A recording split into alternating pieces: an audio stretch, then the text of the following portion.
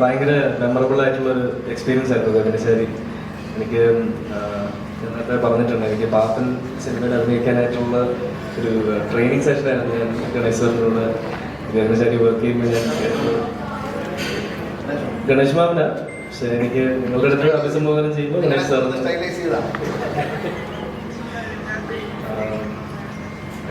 സെറ്റിലുള്ള കളിതമാശകളും കോവിഡിൻ്റെ ഒരു വളരെ എല്ലാവരും സ്ട്രെസ്ഡ് ആയിട്ടിരിക്കുന്ന ഒരു സമയത്തായിരുന്നു ഞങ്ങൾ ഷൂട്ട് ചെയ്യുന്നത്. അപ്പോൾ അതിൻ്റെ എല്ലാ ഒരു സ്ട്രെസ് ബസ്റ്ററായിട്ടുള്ളൊരു വേദിയായിരുന്നു ഗഗനചാരിയുടെ ഷൂട്ടിംഗ് സെറ്റ് എന്ന് പറയുന്നത്. എന്തായാലും ഇപ്പോൾ അതിൻ്റെ ഫ്രൂട്ട് നമ്മൾ റീപ്പ് ചെയ്യുന്നതിൽ ഭയങ്കര സന്തോഷം. നല്ല അഭിപ്രായങ്ങൾ വരുന്നു. തിയേറ്റേഴ്സിന് സ്ക്രീൻസിൻ്റെ എണ്ണം കൂട്ടാനായിട്ട് അജിത് സാർ പ്ലാൻ ചെയ്യുന്നുണ്ട്. ഇൻ്റർനാഷണലി റിലീസ് കൊണ്ടുവരുന്നുണ്ട്. ഒരുപാട് സന്തോഷം. ചിലപ്പോൾ ചെറുതാണെന്ന് കരുതി തള്ളി നീക്കപ്പെടുന്ന ചിലതാണ് നല്ല പേരെടുത്ത് വലുതായി വരുമ്പോൾ ഉള്ളൊരു സന്തോഷം. അതിൻ്റെ ഭാഗമായിട്ട് ആവാൻ സാധിച്ചതിലും ഒരുപാട് സന്തോഷം.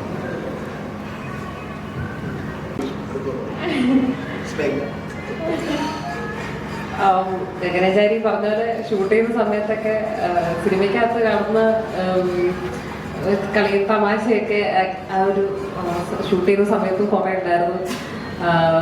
പിന്നെ ഒരു ലോക്ക്ഡൗൺ ഒക്കെ കഴിഞ്ഞ് നമുക്ക് തീരെ വർക്കൊന്നും ഇല്ലാതിരിക്കുന്ന സമയത്ത് ഭയങ്കര ആശ്വാസമായിരുന്നു ഗഗനചാരി. ചന്തുവായിട്ടാണെങ്കിലും സുജിത്തും സായൊക്കെ ആയിട്ടാണെങ്കിലും നമ്മൾ ഭയങ്കര ഒരു റാപ്പോ ആയിരുന്നു ഉണ്ടായിരുന്നത്. ഗണേഷ് സാറായിട്ടും ആണെങ്കിലും എനിക്ക് അവരുടെ ഭയങ്കര കുറേ കഥയൊക്കെ പറയും എപ്പോഴും. അപ്പൊ ഇങ്ങനെ പഴയ കഥകളൊക്കെ പറഞ്ഞ് നമ്മളെപ്പോഴും ഇങ്ങനെ രസിപ്പിക്കുന്ന ഒരാളായിരുന്നു. പിന്നെ എന്താ പറയാ, ഇത്രയും നല്ല ഒരു റെസ്പോൺസ് കിട്ടാൻ സാധിച്ചതിൽ വളരെയധികം സന്തോഷമുണ്ട്. ഇത്രയൊന്നും ഞാൻ തീരെ പ്രതീക്ഷിച്ചിട്ടുണ്ടായില്ല. എന്താ സിനിമ ഷൂട്ട് ചെയ്യുന്ന സമയത്താണെങ്കിലും ഇതിൻ്റെ ഒരു സ്വഭാവം എന്താണെന്ന് എനിക്ക് തീരെ മനസ്സിലായിട്ടുണ്ടായില്ല. പിന്നെ ആദ്യം ഇതിൻ്റെ ഒരു ഫൈനൽ പ്രൊഡക്റ്റ് കാണുമ്പോഴാണ് ഈ ഒരു ഭയങ്കര രസമുള്ളൊരു പടമാണെന്ന് മനസ്സിലായത്. എനിക്ക് hats off to Arun Chandhu. കാര്യം പുള്ളിയുടെ ഡെഡിക്കേഷനും ഹാർഡ് വർക്കും ഇത്രയും നാളത്തെ ഒരു കാത്തിരിപ്പുമാണ് ഗഗനചാരി എന്ന് എനിക്ക് തോന്നുന്നത്. Thank you. ചെയ്യുന്നത് ഒരു കമ്മ്യൂണിറ്റി ഉണ്ട് ഇങ്ങനത്തെ സിനിമ എന്ന് പറയുന്നത്. കാരണം നമ്മൾ ഈ പുറത്തുള്ള മൂവീസൊക്കെ ഇവിടെ വരുന്ന സമയത്ത് ഞാൻ ഇന്നലെ എന്തോ പോകുന്ന സമയത്ത് ഡെഡ്പൂളിൻ്റെ ഫാൻ ഷോയുടെ ഫ്ലെക്സ് വെച്ചേക്കുന്നുണ്ട്. അപ്പോൾ ആ ഒരു ഡെഡ്പൂളിൽ ഇവിടെ ഫാൻ ഷോയ്ക്ക് ഫ്ലെക്സ് വെക്കുകയാണെന്നുണ്ടെങ്കിൽ ആ ഒരു ക്രൗഡ് എക്സിസ്റ്റ് ചെയ്യുന്നതെന്നാണ് അർത്ഥം. സോ അങ്ങനത്തെ ഒരു ക്രൗഡിൻ്റെ കൂടെ നിന്ന് പടം കാണുന്ന ഒരു വലിയ കമ്മ്യൂണിറ്റി എക്സ്പീരിയൻസ് ഉണ്ട്. സോ ആ എക്സ്പീരിയൻസ് കണ്ട ഏറ്റവും വലിയ സന്തോഷമുണ്ട്. കേരളത്തിൽ അങ്ങനെ ഇങ്ങനത്തെ ഔട്ട് ഓഫ് വേൾഡ് ആയിട്ടുള്ള അല്ലെങ്കിൽ നമുക്ക് ഒരു ഗ്ലോബൽ ഓഡിയൻസുമായിട്ട് റെസൊണേറ്റ് ചെയ്യുന്ന ഒരു കണ്ടന്റ് ഇവിടെ വർക്കാവുന്നതിൽ ഭയങ്കര ഹാപ്പിയാണ്. പിന്നെ ഇതൊരു കളക്റ്റീവ് എഫേർട്ടാണ്. ഞങ്ങൾ ടീമിൻ്റെ മൊത്തത്തിലൊരു ടെക്നിക്കൽ ടീമിൻ്റെയും ക്രിയേറ്റീവ് ടീമിൻ്റെ ഒരു എഫേർട്ടാണ്. അതുകൊണ്ട് എല്ലാവരുടെയും വിജയമായിട്ടാണ്, എല്ലാവരുടെയും കോൺട്രിബ്യൂഷൻ്റെ ഒരു സക്സസ് ആയിട്ടാണ് ഞങ്ങൾ കാണുന്നത്. അതേപോലെ പോസ്റ്റ് പ്രൊഡക്ഷനിൽ നമുക്ക് ഭയങ്കര വലിയൊരു ഗൈഡൻസ് എന്നാണ് കൃഷ്ണനാരനും ഔപചാരികത പേരിലല്ല, എന്നാലും ഇവിടെ വെച്ചിട്ട് നന്ദി പറയുന്നത്. എല്ലാവരും എനിക്ക് ആദ്യം ശരിക്കും പറഞ്ഞാൽ ഗണേശ് സാറിനോട് ഈ കഥ പറഞ്ഞ നെക്സ്റ്റ് ദിവസം മറ്റേ നേരെ പടം ഓണാവുകയാണ്. അപ്പോൾ എനിക്ക് എപ്പോഴും ആ ഒരു പോയിന്റിലാണ് ഈ സിനിമയുടെ ഒരു പാരഡൈം ഷിഫ്റ്റ് എന്ന് എനിക്ക് എപ്പോഴും തോന്നിയിട്ടുണ്ട്.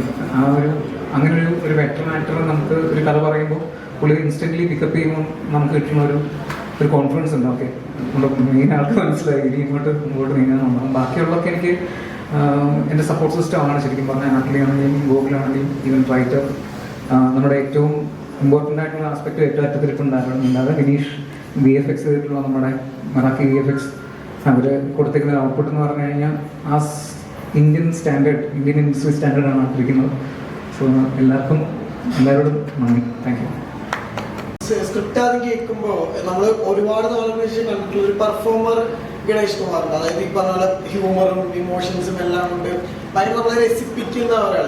ആ പെർഫോമർ ആസ്പെക്ട് എപ്പോഴെങ്കിലും ഈ സിനിമ കേട്ടപ്പോൾ തോന്നിയിട്ടുണ്ട് സ്ക്രിപ്റ്റ് കേട്ടപ്പോൾ? സിനിമയുടെ കഥ കേട്ടപ്പോൾ എനിക്ക് ഭയങ്കര ഇഷ്ടപ്പെട്ടു. അതിനുള്ള സാറ് ഈ വേഷമാണ് ചെയ്യുന്നത്. വിക്ടറിനെ പറ്റി പറഞ്ഞപ്പോൾ എനിക്ക് ഇഷ്ടപ്പെട്ടു. ഞാൻ ചെയ്യണമെന്ന് ആഗ്രഹം തോന്നി, പക്ഷേ ആരോട് പറയാൻ. അപ്പോൾ അങ്ങനെയാണ് ഈ അജിത്ത് വിനായക വരുന്നത്. അദ്ദേഹത്തോട് നമ്മൾ പറയും. അതിനുശേഷം എൻ്റെ ഈ സ്ക്രിപ്റ്റ് എഴുതിയിരിക്കുന്നത് ഇവർ രണ്ടിനും കൂടിയാണ്. ചന്തു എൻ്റെ സഹോദരിയുടെ മോനാണ് ശിവസായി. അവനെ മാമൻ പോയ വഴിക്ക് സിനിമയിൽ പോകണമെന്ന് ആഗ്രഹിച്ചു. പക്ഷെ ഞാനൊക്കെ സിനിമ എന്ന കാലത്ത് എൻ്റെ അച്ഛൻ അടിയിൽ വരും. അടുത്ത് പറയും അമ്മയച്ഛൻ. അമ്മയ്ക്ക് ഇഷ്ടമായിരുന്നു. പക്ഷെ ഇവരെയൊക്കെ അച്ഛനും അമ്മയ്ക്കും ഒക്കെ പിള്ളേരെ ഇപ്പോഴത്തെ ജനറേഷൻ മാറിയെന്നുള്ളതാണ്. അവരെയൊക്കെ പ്രോത്സാഹിപ്പിക്കുകയാണ്. ഞാനൊക്കെ സിനിമയിലേക്ക് നമുക്ക് കളിയാക്കുമല്ലോ, സിനിമയിൽ പോയി എന്ന് പറയും. അങ്ങനെ നമ്മൾ യുദ്ധത്തിന് പോയി മരിച്ചതുപോലെയായിരുന്നു ആളുകൾ. പക്ഷേ ഇപ്പോൾ കാലം മാറി, നല്ല കുട്ടികൾ വരുന്നവർക്ക് നല്ല ഐഡിയ. ഒരു ഡോക്ടർ തന്നെ ഒരു സീനിൽ അഭിനയിച്ചിട്ടുള്ളൂ, പക്ഷെ നമ്മുടെ മനസ്സിൽ തട്ടും. ആ വരുന്ന കുറച്ച് കഥാപാത്രങ്ങളേ ഉള്ളൂ, ഒരു റോളുണ്ട് എല്ലാവരും. അതാണ് ആ സ്ക്രിപ്റ്റിൻ്റെ ഒരു പ്രത്യേകത. ഇതിന് സ്ക്രിപ്റ്റിനെ പറ്റി ഒരു വലിയ തമാശയുണ്ട്. ഇത് അവസാനം സെക്കൻഡ് ഷെഡ്യൂൾ വന്നു. കൊറോണ എല്ലാം ഷൂട്ട് ചെയ്ത് തുടങ്ങിയപ്പോൾ ഇവർ ഞാനും നോക്കിയിരിക്കുമ്പോൾ, ഞാനും അജുവും കൂടെ, ഈ അജു ഞാനോട് നോക്കിയിരിക്കുമ്പോൾ ഇവർ രണ്ടുകൊണ്ട് മരത്തിൻ്റെ മുകളിലോട്ട് പോയി. ഈ ചന്തുവും ഈ ശിവസായും ഇവരെ കൊണ്ട് പോകുമ്പോൾ ഞാൻ പറയുന്നില്ല, അവന്മാർ കഥ ഉണ്ടാക്കാൻ പോകാൻ പറയും. കുറച്ച് കഴിയുമ്പം ഇവനൊരു പ്രിൻ്റർ എടുത്ത് പുറത്ത് വയ്ക്കും ശിവസായി. ഉടനെ ചന്തു അത് ദൂരേക്ക് അറിയാത്തവരെ നിൽക്കും. പിന്നെ അതിനകത്തൊരു കമ്പ്യൂട്ടറിൽ അടിച്ച് ഒരു സീൻ ഇറങ്ങി വരാം. ഈ പ്രിൻ്റ് ചെയ്ത് വരുന്ന ചൂട് സ്ക്രിപ്റ്റാണ് കൊടുക്കുന്നത്. അവസാനം ഞാൻ പറഞ്ഞു, ഇനി നിങ്ങളെ ഈ കാറും അത് വെച്ചിരിക്കുന്ന കാറും പ്രിൻ്ററും ലാപ്ടോപ്പും എടുത്ത് തോട്ടിക്കളയും. അങ്ങനെയാണ് നിർത്തിയത്. ഇവർ ഓരോ ദിവസം രാത്രി ഇരുന്നവർക്ക് ഓരോ ഐഡിയ തോന്നും. പിറ്റേ ദിവസം രാവിലെ ഷൂട്ട് ചെയ്യും. ഇങ്ങനെ ഷൂട്ട് ചെയ്ത് പോയത് കഥ ഇങ്ങനെ വിശാലമായി പോയത്. പിന്നെ ഗോകുലിനെ പറ്റി പറയുകയാണെങ്കിൽ ആദ്യം വന്നപ്പോൾ ഭയങ്കര ബഹുമാനം എൻ്റെ അടുത്ത് പറഞ്ഞു. എപ്പോഴും ബഹുമാനമുണ്ടാവുമെങ്കിൽ അത് കഴിഞ്ഞ് ബഹുമാനത്തല്ല സ്നേഹം. ഞാൻ സ്ഥിരമായിട്ട് ഞാനും അജുവും കൂടെ 2 ദിവസം തന്നെ സീനിൽ അനാർക്കലി പറഞ്ഞു. ഇങ്ങനെ പറഞ്ഞ് കളിയാണ്. പക്ഷെ അനാർക്കലിയായിട്ടുള്ള സീനൊക്കെ എടുക്കുമ്പോൾ എന്നെ ഒഴിവാക്കിയത്. പിന്നെ നമ്മളെ മോനല്ലേ, ഞാൻ അങ്ങനെ പറയാൻ പറ്റും. അവനെൻ്റെ അടുത്ത് കുറച്ച് പ്രദേശം കഴിഞ്ഞപ്പോൾ എന്ന് പറഞ്ഞു, ഗണേഷ് മാമൻ ഉള്ളതുകൊണ്ടാണ് എനിക്ക് ഇത്ര ഫ്രീ ആയിട്ട് അഭിനയിക്കാൻ പറ്റുന്നത്. കാരണം ഞാൻ എന്നെ കാണുന്നതിലൂടെ ആദ്യം അഭിനയിക്കാൻ വരുമ്പോൾ അവൻ്റെ അച്ഛനുണ്ട് അഭിനയിക്കുന്നതിലും പേടിയായിരുന്നു. അവന് വല്ല പെരട്ടൂലി ചെയ്തു. പക്ഷേ അപ്പം നോക്കിയപ്പോൾ അവന് നല്ല ഹ്യൂമർ ചെയ്യാനുള്ള കഴിവുണ്ട്. ഞാൻ പറഞ്ഞു മുമ്പ് എന്നോട് ചോദിച്ച ചോദ്യമുണ്ട്, ഇത് നല്ലൊരു പെർഫോമിങ് ക്യാരക്ടർ ആര് തന്നു? മണിച്ചിട്ട താഴി കിട്ടി. എനിക്ക് നന്നായിട്ട് അഭിനയിക്കാൻ പറ്റും. നേരിൽ കിട്ടി, നന്നായി അഭിനയിക്കാൻ പറ്റി. ദൃശ്യത്തിൽ കിട്ടി, നന്നായിട്ട് അഭിനയിക്കാൻ പറ്റി. അപ്പോൾ നമുക്കൊരു അവസരം തരാത്തതുകൊണ്ടാണ് നമ്മുടെ ഒരാളുകളുടെ മനസ്സിൽ പ്രീ ഫിക്സ്ഡ് ആയിട്ടുള്ള ചില സിനിമയിലുള്ള ആളുകൾ, മറ്റു സാധാരണക്കാർക്കല്ല. അവർക്കൊരു ഇന്നതുപോലെയൊക്കെ ആണ്, ഇന്ന ആളൊക്കെ മതി എന്നൊരു ധാരണ. ചന്തു എന്നെ കണ്ടപ്പോൾ ഇഷ്ടം തോന്നി. കാരണം എൻ്റെ ഇരകൾ തൊട്ട് ചന്തു ഇങ്ങനെ പറയും, ഇരകളിങ്ങനെ പരദാസം കണ്ടിട്ട് ഇരകൾ എന്ന സിനിമയെക്കുറിച്ച് ജോർജ് സാറിനെ പറ്റിയിട്ടൊക്കെ ഭയങ്കര ആരാധന. എന്നോട് ചന്തു പറയാം, ജോർജ് സാറിനെ ഒന്ന് കൊണ്ടുപോയി കാണിച്ചു തന്നെ. സാറേ എറണാകുളത്ത് വരുമ്പോൾ പറഞ്ഞാൽ ഞാനും ജോർജ് സാറിനെ കാണാൻ പോകുമ്പോൾ എന്നെ കൊടുക്കുന്നുണ്ട്. അത്ര ആരാധന ഉണ്ടായിരുന്നു കെ ജി ജോർജിന്. ജോർജ് സാറിനെ കാണാൻ അങ്ങനെ ഒരു ചെറുപ്പക്കാരൻ്റെ അതൊരു മനസ്സിൽ അത് ഒരുപാട് നല്ല സിനിമകളെ കുറിച്ചുള്ള ചർച്ചകളൊക്കെ ഉണ്ട്. മാത്രമല്ല സ്വന്തം ക്ഷമയോടെ നിന്ന് ചെയ്യും. അതാണ് എനിക്ക് ഭയങ്കര ഇഷ്ടപ്പെട്ടത്. അത് നല്ലൊരു അവസരം. കഥ പറയുമ്പോൾ തന്നെ നല്ലൊരു അവസരം എനിക്ക് കിട്ടിയതുകൊണ്ടാണ്. വേറൊരു സസ്പെൻസ് കൂടി, അതിപ്പോൾ പറയണോ പിന്നെ പറയാം, കുറച്ച് കഴിഞ്ഞാൽ എൻഡിൽ പറയാം. ഗോകുലിയുടെ സിനിമകൾ കഴിയുമ്പോൾ തന്നെ വരുന്നൊരു ഇഷ്ടമുണ്ടല്ലോ. ഇപ്പോൾ എന്നോട് ഡയറക്ടറെ സംസാരിക്കുമ്പോൾ പറഞ്ഞത് ഈ നമ്മുടെ കുഞ്ഞിരാമായണത്തിലൊക്കെ ധ്യാൻ ശ്രീനിവാസന് ലഭിച്ചൊരു ഇഷ്ടമുണ്ട്, അല്ലെങ്കിൽ ആനവൽമന്ദിരത്തിൽ അച്ഛന് കിട്ടിയൊരു ഇഷ്ടമുണ്ട്, ഒരു ജനപ്രീതിയുണ്ട്. അപ്പൊ ആ വിധത്തിലൊരു ഇഷ്ടവും അതൊക്കെ പ്രാപ്തമാക്കാൻ വേണ്ടിയിട്ട് നിങ്ങളുടെ ഉള്ളിലെ കുറേ കൂടി ഫ്രീ ആയിട്ടുള്ള ഒരു ഹ്യൂമർ ചെയ്യുന്ന ആക്ടറിനെ കൂടി എക്സ്പ്ലോർ ചെയ്യാൻ പറ്റി. ആ വിധത്തിലൊരു റിസപ്ഷൻ ജനങ്ങളിൽ നിന്ന് കിട്ടുന്ന പോലെയാണോ ഈ 2 ദിവസം മനസ്സിലാക്കുന്നത്? തീർച്ചയായിട്ടും. എനിക്കിത് ചെയ്യുന്നതിന് മുമ്പ് എനിക്കിങ്ങനെ ചെയ്യാൻ സാധിക്കുമെന്ന് പോലും എനിക്കറിയില്ലല്ലോ. അവസരം തരുമ്പോഴാണല്ലോ നമ്മൾ എക്സ്പ്ലോർ ചെയ്യുക. അല്ലാതെ ഞാനിപ്പോൾ ഒരു വളരെ സീനിയർ ആയിട്ടുള്ള ഒരു ആക്ടറോ അല്ലെങ്കിൽ ഹൺഡ്രഡ്സ് ഓഫ് മൂവീസിൽ അഭിനയിക്കാനായിട്ട് ആ ഒരു ഭാഗ്യം ലഭിച്ച ഒരു ആക്ടറോ അല്ല. അപ്പോൾ നമ്മൾ ഓരോ സിനിമ ചെയ്തു വരും. ഇനി ലഭിച്ച സന്തോഷം. നമുക്ക് ചെയ്തു വെച്ചിരിക്കുന്ന ആ ഒരു എത്ര വർക്ക് ചെയ്തിട്ടുണ്ടോ അതിനകത്തു നിന്നാണ് ഓരോ സ്റ്റേജിൽ നമ്മൾ പഠിച്ച് ബെറ്ററായി വരിക. പിന്നെ നമ്മുടെ കൂടെ കോ ആക്ടേഴ്സായിട്ട് വരുന്ന സ്റ്റാർസും അവർ നമുക്ക് തരുന്ന ഒരു കോൺഫിഡൻസ് അറിയുന്നതാണ് നമുക്ക് കൂടുതൽ നമ്മളെ എക്സ്പ്ലോർ ചെയ്യാനായിട്ട് തോന്നുന്നത്. അല്ലെങ്കിൽ ചിലപ്പോൾ ഞാൻ കുറച്ച് ഇൻഹിബിഷൻസ് ഒക്കെ ഉള്ള ആളാണ്. അപ്പോൾ എനിക്ക് കുറച്ച് ചമ്മലൊക്കെ വന്നാൽ ചിലപ്പോൾ എനിക്ക് അതെ അജുവേട്ടനും അനാർക്കലിയും അരുൺചേട്ടനും ശിവസായും എല്ലാവരും ഭയങ്കര എന്നെ കാരണം കുറച്ച് നമുക്ക് ചമ്മൽ വരുന്ന ഒരു സാധനമാണ് ഞാൻ അതിൽ ചെയ്തിട്ടുള്ളത്. കുറച്ചൊരു ഒരാളിയത് തോന്നുന്നൊരു ക്യാരക്ടർ പോലെ സ്വന്തമായിട്ട് ചെയ്യുമ്പോൾ ഒരു ക്രിഞ്ചാണോ എന്നൊക്കെ ഇങ്ങനെ തോന്നുന്ന പോലത്തെ ഒരു ക്യാരക്ടറാണ്. അപ്പോൾ അതിൻ്റെ ആ മീറ്റർ പിടിക്കാനായിട്ട് നമുക്ക് ആ കോൺഫിഡൻസ് തരുന്ന എൻ്റെ ക്രൂ ആൻഡ് കാസ്റ്റ്, നമ്മുടെ കോ ആക്ടേഴ്സ്, അവർ ആ ഒരു സപ്പോർട്ട് കിട്ടുന്നതുകൊണ്ടാണ് നമുക്കും ഓക്കെ ഇത് ഓക്കെയാണ് ഒക്കെ ആവുന്നുണ്ട്. അവരുടെ റെസ്പോൺസ് നമുക്കിവിടെ ലൈവായിട്ട് കിട്ടുമ്പോൾ. എന്നിട്ട് എനിക്ക് പിന്നെ കുറച്ചുകൂടെ സംശയം. ഞാൻ വീണ്ടും ചോദിക്കും, ശരിക്കും നിങ്ങൾ ചിരിച്ചത് ഉള്ളതാണോ അതോ എന്നെ സമാധാനപ്പെടുത്താനായിട്ട് നിങ്ങൾ ചിരിച്ചു തന്നതാണോ എന്ന് ഞാൻ ചോദിക്കും. അപ്പോൾ അല്ലാതെ എനിക്ക് ക്ലാരിഫിക്കേഷൻ തരും അരുൺ ചേട്ടനായാലും ഞങ്ങൾ നേരത്തെ നിയന്ത്രിക്കുകയും ചെയ്യും. അതെ. അപ്പോൾ അങ്ങനെ എനിക്ക് ആ ചെയ്തു വെച്ച ആ ക്യാരക്ടറിന് ഇത്രയും നല്ല സ്വീകാര്യത ലഭിക്കുന്നതും സിനിമ അതുപോലെ തന്നെ സക്സസ് ആകുന്നതും അതാണ് മെയിനായിട്ട്. അതിൽ കൂടുതൽ ഞാൻ അധികം ശ്രദ്ധിക്കാറില്ല. ഞാൻ ചേട്ടാ എത്രയോ ഇന്ന് അടുത്തൊരു തലമുറയ്ക്ക് അറിയാത്തൊരു സാധനമാണ് ഈ വിക്ടർ സൂക്ഷിച്ചു വെച്ചിരിക്കുന്നത്. ഈ പെട്രോൾ വണ്ടി എന്ന് പറയുന്നത് അതിങ്ങനെ ഒതുക്കി വെച്ചിരിക്കുകയാണ്, ആരും കാണാതെ മൂടിയിട്ടിരിക്കുക. പെട്ടെന്ന് അവർ കാര്യം ഒഴിച്ചവരെ കൊണ്ട് പോവുകയാണ്. പോയിട്ട് അവരെ ഏരിയനെ രക്ഷപ്പെടുത്താൻ വേണ്ടിയിട്ട് നമ്മൾ പോകുമ്പോൾ പെട്ടെന്ന് ആ ഷീറ്റ് ഇങ്ങനെ മാറ്റുമ്പോഴാണ് ഈ പെട്രോൾ കാർ. ഇവരാരും പെട്രോൾ വണ്ടി കണ്ടിട്ടില്ല. ആ ഒരു ജനറേഷനെ പഴയ ഒരു സാധനം നമ്മൾ നൊസ്റ്റാൾജിക് ആയിട്ട് സൂക്ഷിക്കുന്ന ചില സാധനമുണ്ട്. നമ്മുടെ പഴയ ടേപ്പ് റെക്കോർഡ്, പഴയ റെക്കോർഡ് പേരൊക്കെ സൂക്ഷിക്കുന്നത്, റെക്കോർഡ് അതുപോലെ ആ ഡിസ്കൊക്കെ സൂക്ഷിക്കുന്ന പോലെ അതിൻ്റെ ഈ ഗ്രാമഫോൺ സൂക്ഷിച്ചു വയ്ക്കുക, അങ്ങനെയൊക്കെയുള്ളൊരു സാധനമായിട്ട് വളരെ വാല്യൂബിളായിട്ട് ആരും കാണാതെ സൂക്ഷിച്ച് വെച്ചിരിക്കുകയാണ്. പെട്രോൾ വണ്ടി വെളിയിൽ കണ്ടാൽ കുഴപ്പം. പിന്നെ ഈ ബാറ്ററി വണ്ടി പോയാൽ എവിടെ പോയാലും അറിയുമെന്ന് ഇത്ര പറയുന്ന ഒരു സ്ഥലത്ത്. അതാണ് അതിൻ്റെ ഒരു രസമായിട്ട് തോന്നുന്നത്. അതിനകത്ത് വേറെ കാര്യങ്ങൾ അതൊരു പിന്നീട് വന്ന സീനാണ് കേട്ടോ, കഥ പറയുന്നില്ല. എനിക്ക് തോന്നുന്നു ഒരു ഫ്യൂച്ചറിൻ്റെ അല്ലെങ്കിൽ നമ്മുടെ ഇപ്പോഴത്തെ കറണ്ട് ജനറേഷൻ്റെ ഒരു റെപ്രസെൻറ്റേഷൻ ഉള്ള രീതിയിലാണ് സാറിനെ നമ്മളൊരു കുറച്ച് പ്രായമുള്ള ആളായിട്ട് കാണിച്ചിരിക്കുന്നത്. അപ്പോൾ ഇന്നത്തെ കാലത്ത് അതിൻ്റെ ഒരു മെറ്റാനസ് കീപ്പ് ചെയ്യാനായിട്ട് അല്ലെങ്കിൽ ഒരു പെട്രോൾ ഹെഡ് എന്ന് പറഞ്ഞിട്ട് ഒരു ബാറ്ററി ജീവിതത്തിൽ ഒരു ഇന്റേണൽ കമ്പഷൻ എഞ്ചിൻ യൂസ് ചെയ്യുന്ന ഒരു വണ്ടി ഓടിക്കുന്ന ഒരാളായിട്ട് കാണിക്കാൻ മറ്റൊരു പെട്രോൾ ഹെഡ് ഇല്ല നമ്മളുടെ ഈ പോപ്പുലർ കൺസെപ്റ്റ്. തൊഴിൽ ഗണേശ് സാറാണ്. സാറിനുള്ള വണ്ടിയുടെ കമ്പം ഗ്യാഡ്ജറ്റിനുള്ള നമ്മളൊക്കെ അറിയാവുന്നതാണ്. ഞാൻ അതിൻ്റെ ഒരു ഇരയാണ്. എന്നെ ഇടയ്ക്ക് തൃശ്ശൂരൊക്കെ കൊടുക്കും പഴയ മറ്റേ 50കളുടെ ട്രേപ്പ് റെക്കോർഡൊക്കെ വാങ്ങാനായിട്ടൊക്കെ. അപ്പോൾ ഇതുപോലത്തെ കളക്ഷൻസ് മേടിച്ചെന്ന് കഴിഞ്ഞാൽ മറ്റേ സയന്റിസ്റ്റിന്റെ റൂമിൽ ഇരിക്കും കുറേ ഐറ്റംസ് ഉണ്ട്. ഞങ്ങൾ തന്നെ കൊട്ടാരക്കരയുള്ള സ്റ്റോറി ടോണി സ്റ്റാർക്ക് വിളിക്കുക.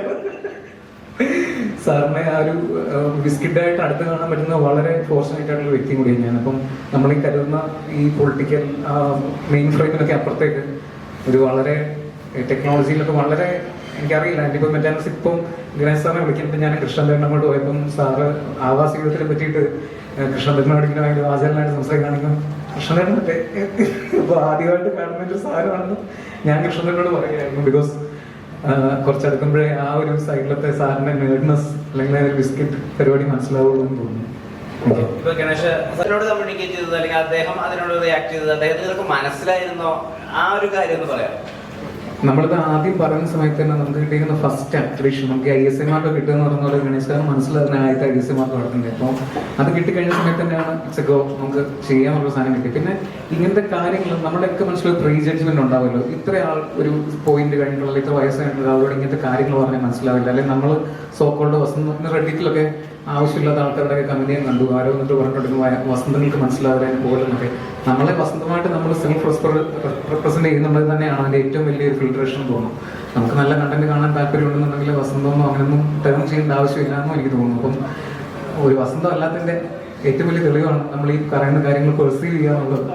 So that's it. അതാണ് എൻ്റെ ഒരു ആൻസർ എന്ന് തോന്നുന്നു. ഇന്നത്തെ ഈ ഒരു പ്രസ് മീറ്റിൽ ഒരു പ്രത്യേകത, സാധാരണ സിനിമകൾ റിലീസ് ചെയ്യുന്നതിന് മുമ്പ് എല്ലാവരും ഇന്ന് തള്ളുന്നതല്ല. ഇത് ഭയങ്കരമായിരിക്കും, ഗംഭീരമായിരിക്കും. പക്ഷേ ഇത് കൊള്ളാം എന്ന് ധാരാളം റിവ്യൂ വരികയും കണ്ടിറങ്ങുന്നവർ വളരെ സന്തോഷത്തോടെ അതിനെ നന്നായിരിക്കുന്നു എന്ന് പറയുകയും ചെയ്യുന്ന സമയത്ത് നടക്കുന്ന ആദ്യത്തെ ഒരു ഇൻ്റർവ്യൂ ആയിരിക്കും ഒരു പക്ഷേ. സത്യമല്ല, അങ്ങനെ ഒരു പ്രസ് മീറ്റ് നടക്കുമ്പോൾ ഹൃദയം നിന്ന് തള്ളുന്നതാണ്. ഞാൻ ചില സിനിമയൊക്കെ തോന്നി തള്ളു കണ്ടിട്ട് കാണാൻ പോയിട്ടുണ്ട്, വളരെ ദുഃഖിതനായിട്ടുണ്ട് അവസാനം. ഞാൻ ചില സിനിമ കാണാൻ തോന്നി തള്ളു കഴിക്കുമ്പോൾ ദൈവമേ ഞാനും ഒരു നടനായിരുന്നല്ലോ, എന്നെ ഇതിനകത്തൊന്ന് വിളിച്ചിരുന്നത് എന്ത് നന്നായിരുന്നു. പക്ഷെ പിന്നെ സിനിമ കണ്ടിട്ട് തോന്നി വിളിക്കാത്ത നന്നായി എനിക്ക് തോന്നാറുണ്ട്. തുറന്നു പറയാം, അതൊരു നമ്മളെന്താ ഒരു ഡിഫറൻസ് സിനിമ. നമ്മൾ അന്ന് വരെ അറിയാത്ത ഈ സിനിമയിൽ ഒരു കാര്യമുണ്ട്. നമ്മൾ അന്ന് വരെ ലോകം അന്ന് വരെ അറിയാത്തൊരു സാധനമുണ്ട്, ലോക്ക്ഡൗൺ ചെയ്ത് അകത്തിരിക്കുക. അതിനെ ബേസ് ചെയ്തൊരു മലയാള സിനിമയും പറ്റും അല്ലേ? ലോക്ക്ഡൗൺ ചെയ്ത് അകത്തിരിക്കുക എന്നുള്ളത് ആ ലോക്ക്ഡൗണിൻ്റെ മറ്റൊരു മുഖമാണ്. കൊറോണ വന്ന് ലോക്ക്ഡൗൺ ചെയ്തതുപോലെ മറ്റൊരു കാര്യത്താൽ ലോക്ക്ഡൗൺ ചെയ്യുന്നത് മനുഷ്യൻ്റെ ഒരവസ്ഥ തന്നെയാണ്. നമ്മൾ കഴിഞ്ഞ ഒരു 2 വർഷത്തോളം നമ്മൾ ലോക്ക്ഡൗൺ ചെയ്തിരുന്ന 1.5 വർഷത്തെ അനുഭവമാണ് ഈ കഥയിൽ വരുന്നത്. ശരിക്കും പറഞ്ഞാൽ അല്ലേ, ലോക്ക്ഡൗൺ കഴിഞ്ഞാണ് എൻ്റെ കഥ പറയുന്നത്. കഥ കുറച്ചും മുമ്പേ പറയുന്നത്. ഈ കഥ പറഞ്ഞതിന് ശേഷമാണ് ലോക്ക്ഡൗൺ വരുന്നത് അല്ലേ. നമ്മൾ എൻ്റെ ഓഫീസിൽ വന്ന് ഞാനിങ്ങനെ മേശേൻ്റെ അപ്പുറം വയ്ക്കാം. ഒരു കലാകാരൻ കാലത്തിന് മുമ്പേ പോകുന്നുള്ളതാണ്. ഈ കഥ പറയുമ്പോൾ ലോക്ക്ഡൗൺ ഒന്നും ഉണ്ടില്ല. ഒരു പ്രശ്നം കൊണ്ട് ലോകത്ത് പുറത്തിറങ്ങാൻ പറ്റാത്ത അവസ്ഥ. പക്ഷെ അത് കഴിഞ്ഞാണ് കോവിഡ് വരുന്നത്, പുറത്തിറങ്ങാൻ പറ്റാത്ത അവസ്ഥ ഉണ്ടായത്. ശരിക്കും ആ കഥ കേട്ട് കുറച്ച് ദിവസം കഴിയുമ്പോൾ പ്രൊഡ്യൂസറെ കിട്ടി.